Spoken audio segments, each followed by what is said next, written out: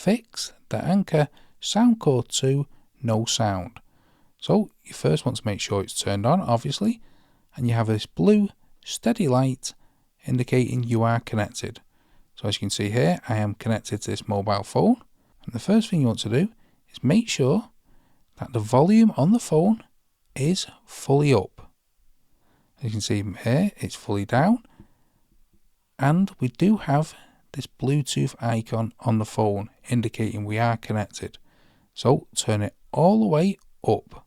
Also, you want to press the volume up on the actual Anker Soundcore 2 also, as this does affect the sound volume. If that doesn't work, we want to factory reset it, and you do this by pressing the volume plus button and the play pause button. You want to hold these down for 5 to 8 seconds until you hear an audio prompt. The Bluetooth icon will also turn off, and the red power button will turn red. We can then turn it back on, and it will automatically be in pairing mode. We will need to tell it to forget the last device. It will then re-find the Anker Soundcore 2.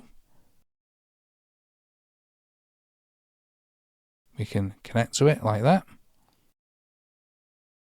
And now we can readjust the volume, and hopefully that fixes any sound issues you've been having.